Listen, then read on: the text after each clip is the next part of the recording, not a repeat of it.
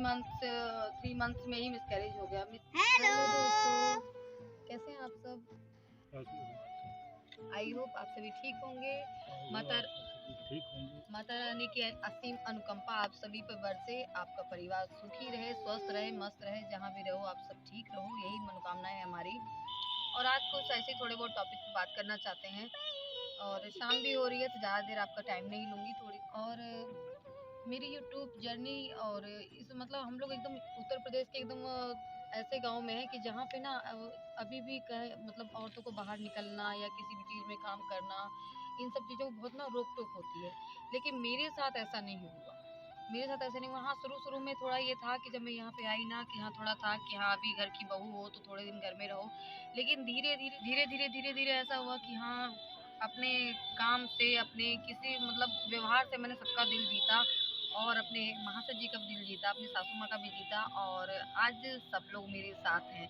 तो मुझे कभी कभार लगता है ना कि हाँ मैं अपनी बातें किसी से तो शेयर करूँ, तो मुझे लगा आप लोग मेरी एक यूट्यूब फैमिली है जिससे मैं सब कुछ शेयर कर सकती हूँ, क्योंकि आप लोग एक हमारी ना फैमिली का एक हिस्सा बन चुके हैं। तो इसीलिए मैं सोचा कि इनको साथ में ही लेके क्यों ना आपके साथ शेयर किया जाए। यूट्यूब की जर्नी भी स्टार्ट करने के बाद अभी गांव में भी आप लोग अगर जान लीजिए, शायद आप लोग के साथ भी होता हो, आस पड़ोस के लोग अरे सामने घूंघट करती है और मतलब वीडियो बना रही है, अपने आप को दिखा रही है, बहुत होता है, सुनना भी पड़ता है। लेकिन फिर भी उन सब में मेरा साथ देते हैं ये कि कोई बात नहीं, कहने अम्मा जी हैं, सासू माँ हैं, जिनको आप देख ही रहे हैं, मतलब इनको भी आप देख ही रहे हैं। तो मेरे घर वालों का सपोर्ट मेरे साथ हमेशा है और बहुत ज़्यादा रहता है। हर चीज़ पे इनका सपोर्ट रहता है कि आप कुछ भी करो, आप कोई जो कह रहा है उसको हम हैं बोलने के लिए। हमको जब किसी चीज़ का दिक्कत नहीं है तो आप दूसरों की चिंता मत करो, ये चीज़ इनकी तरफ से ना हमेशा रहती है। और थोड़े मच्छर लग रहे हैं, आपको दिख भी होंगे क्योंकि अभी ना गर्मी का मौसम आ गया है तो मच्छर तो काफ़ी ज़्यादा हो रहे हैं।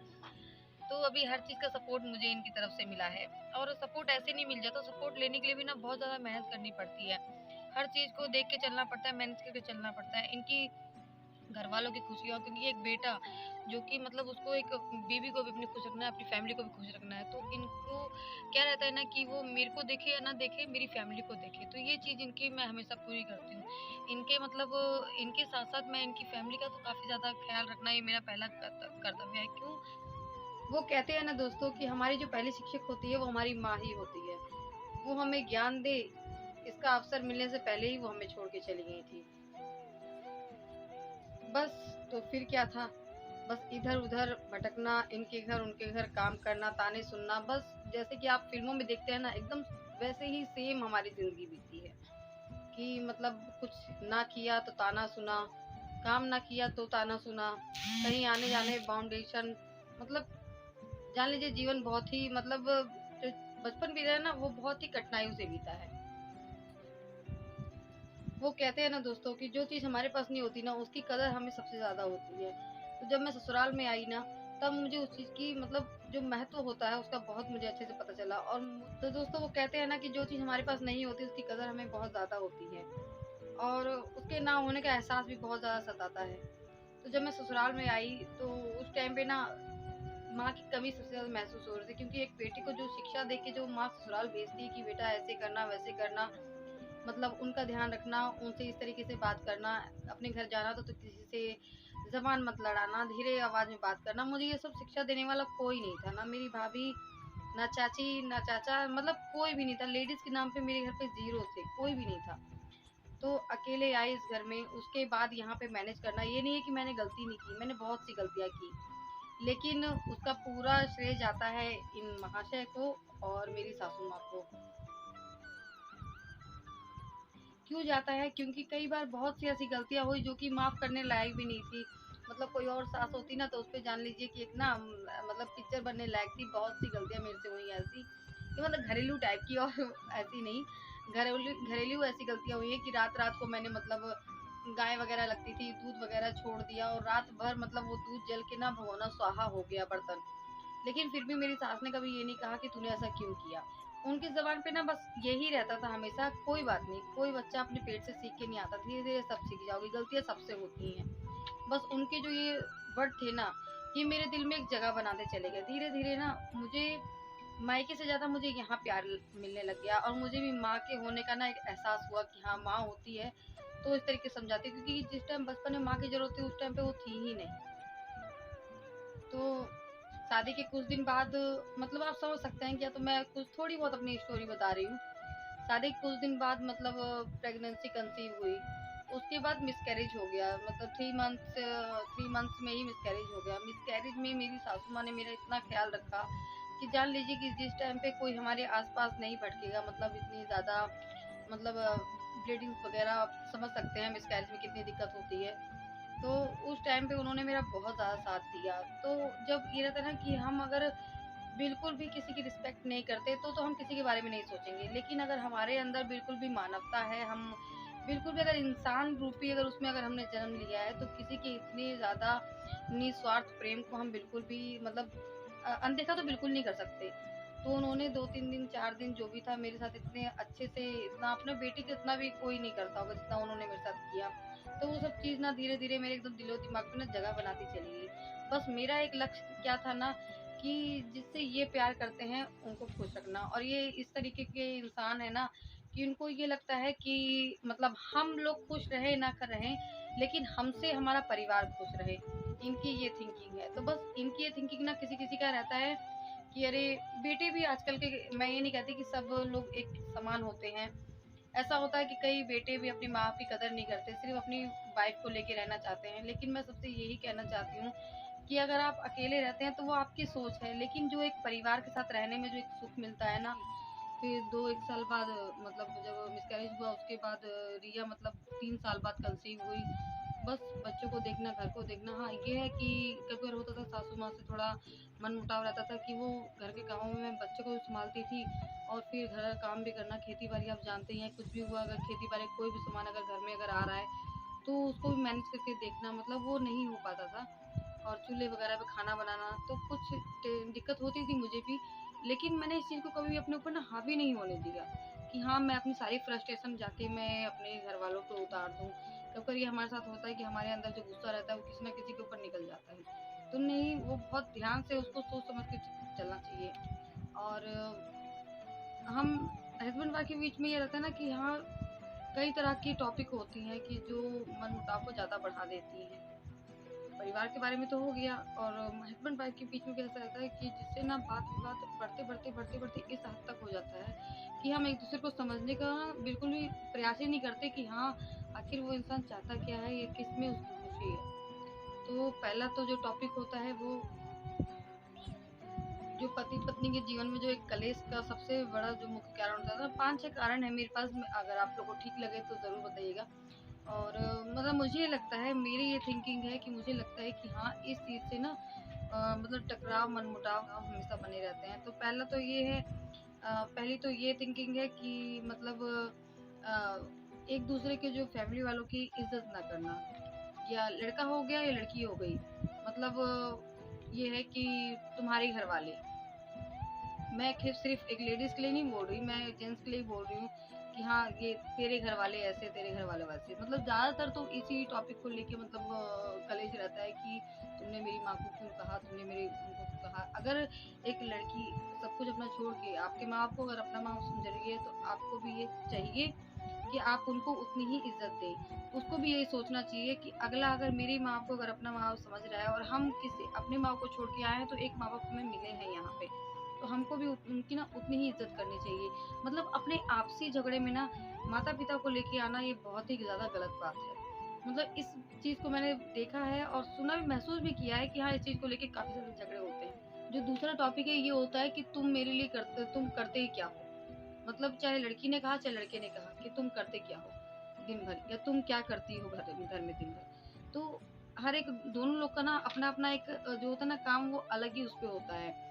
कि पति का काम होता है कि वो बाहर से 4 पैसे कमा के लेके आ रहा है, तो दिन भर वो भी आपके लिए ही कर रहा है, थक रहा है, चाहे जो कर रहा है वो आपके लिए ही कर रहा है। और जो एक पत्नी होती है ना, वो दिन भर आपके घर की सेवा कर रही है, घर के काम कर रही है। ये नहीं है कि मतलब लेडीज के पास घर के काम नहीं होते, बहुत से घर के काम होते हैं ना। आप जेंट्स का काम कर सकते हो ना, लेडीज जेंट्स वाला काम कर सकती है ना, जेंट्स घर का काम कर सकते हैं। अगर दोनों लोग अगर एक दूसरे को अगर समझ के चले ना कि हाँ आप एक दिन अगर किसी को ये लगता हो कि लेडीज घर का काम नहीं करती, या जेंट्स कुछ बाहर का काम नहीं कर रहे हैं, खाली फालतू में जा रहे हैं, टाइम वेस्ट कर रहे हैं और मुझे टाइम नहीं दे रहे, तो आप कभी भी काम एक्सचेंज करके देख लीजिए, पता चल जाएगा अपने आप ही कौन कितना काम करता है। तो एक तो मोटिव ये भी हो गया, और एक ये रहता है ना कि हाँ आप तीसरा ये कारण ये है कि आप अपने घर वालों को ज़्यादा टाइम अपने घर वालों को दे रहे हैं। तो देखिए जो एक हस्बैंड रहता है ना, जैसे कि एक बेटी को हम लोग कहते हैं कि उसके ऊपर 2 घर की ज़िम्मेदारियाँ हो जाती हैं। जैसे एक लेडीज़ के ऊपर 2 घर की ज़िम्मेदारियाँ होती हैं, 2 परिवार को सँभालने की ज़िम्मेदारियाँ होती हैं, वैसे ही एक बेटे के ऊपर भी इस चीज़ को देखने की ज़िम्मेदारी होती है कि कोई उससे नाराज़ ना रहे, कि कोई किसी भी घर वालों को ना ये ना कष्ट पहुँचे कि हाँ, शादी हो गई तो देखिए इनमें चेंज आ गया। तो ये चीज़ बहुत बड़ा मतलब वो रहता है। सही कह रही हूँ भैया? ज़बरदस्ती मत बोलो। हाँ, तो ये चीज़ हमेशा ही रहता है कि हाँ, कोई ये ना कहने पाए कि हाँ, आप अपनी वाइफ़ को ज़्यादा टाइम दे रहे हैं, मेरे लिए नहीं कुछ कर रहे हैं, उनसे बातें कर रहे हैं या उनके पास ही रह रहे हैं। तो ये होता है ना कि हाँ, इसमें ये भी बात हो जाए जोरू का गुलाम। मतलब नॉर्मल से कहने जो कहते हैं लोग, वो हो जाता है कि जोरू का गुलाम है। भाई वो आ गई तो उसकी वाली कर रहा है। तो ऐसा बिल्कुल मत कीजिए, और ऐसा आप भी बिल्कुल ये मत करिए कि हाँ, कोई आपके हस्बैंड को ऐसा कहे कि हाँ, उन्हीं की वाली कर रहा है। आप अपने परिवार के ऊपर भी ध्यान दीजिए, उनकी वाली करिए, उनकी भी कुछ सुनिए, अपनी भी कहिए। आखिरी बात मैं मतलब आप लोग से ये कहना चाहती हूँ कि हम कभी भी जब झगड़े वगैरह कभी भी घर में होते हैं, तो हम ये नहीं सोचते कि हाँ, हम हाइपर जब इतने ज़्यादा हो जाते हैं, टेंस हो जाते हैं, तो हम ज़रूर अपनी बातें किसी न किसी से शेयर कर देते हैं। तो ये गलती हमको कभी नहीं करनी चाहिए, क्योंकि ये जान लीजिए, कहते हैं ना कि हाँ, तमाशा देखने वाले बहुत लोग रहते हैं। तो इसीलिए कि आपसे सुन के ना आपकी ही बुराई आपके ही घर में करेंगे, और फिर ऐसा भी होता है कि अपने घर पे जाके आपकी बुराई करेंगे कि वो ऐसे कह रही थी, वो ऐसे कह रही थी।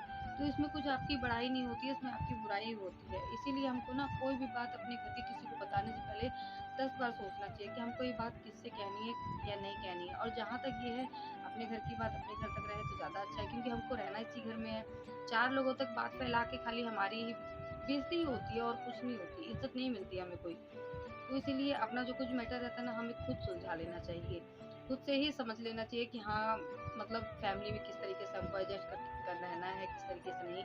कौन-सी बात बाहर बतानी चाहिए, कौन-सी नहीं। हर एक बात बताने लायक भी नहीं होती है कि कुछ भी हुआ घर में, बस अपने मायके में भी होता है, कई लड़कियाँ फ़ोन कर देती हैं, मायके में फ़ोन कर दिया, हाँ, हेलो पापा ऐसे हो रहा है, वैसे हो रहा है। नहीं, ये सब भी नहीं करना चाहिए। हमेशा हर एक बात अपने ससुराल की, मतलब मायके में तो बिल्कुल भी नहीं बतानी चाहिए। और आस-पड़ोस में भी ध्यान रखें कि बात ना फैले। और मेरे महाशय जी को तो इसी से ज़्यादा कष्ट है कि मतलब इनको यही चाहिए कि हाँ, जो कुछ भी, ये नहीं है कि हमारे में झगड़ा नहीं होता, बहुत ज़्यादा होता है। टॉम एंड जेरी देखें ना, उस तरीके से होता है।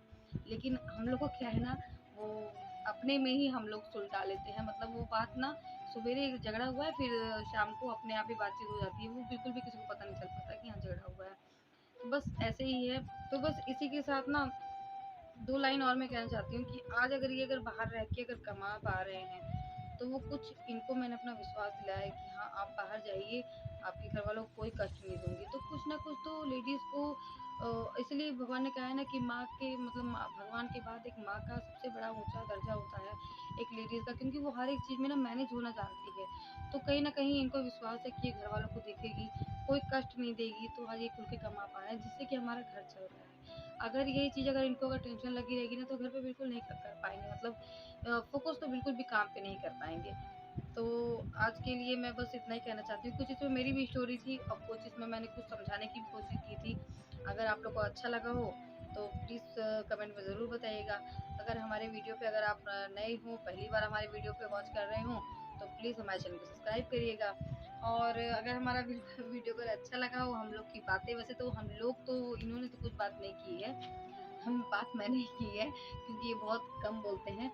और ना बोलते हैं, मुझसे तो बहुत बोलते हैं, झगड़ा भी काफ़ी करते हैं। मुझसे बहुत बोलते हैं, झगड़ा भी बहुत करते हैं, लेकिन फिर भी जैसे भी ना बहुत अच्छे हैं। तो मैंने सोचा कि मतलब इनके जाने के पहले ना थोड़ा-सा कुछ आप लोग के साथ हम लोग एक साथ बातें कर लें। तो अभी तो टाइम है इनको जाने में, है अभी अप्रैल में आधे महीना बीतने के बाद ही भेजूँगी मैं इनको, अभी इतनी जल्दी नहीं भेजने वाली। लेकिन फिर भी सोच रही हूँ कि धीरे-धीरे कुछ ना कुछ पल एक साथ बीतते हैं। तो बस आज का ये वीडियो मैं यहीं पे एंड करना चाहती हूँ। अगर आप सभी को अगर मेरी किसी बात से अगर ठेस पहुँची हो तो प्लीज़ हाथ जोड़ के सॉरी।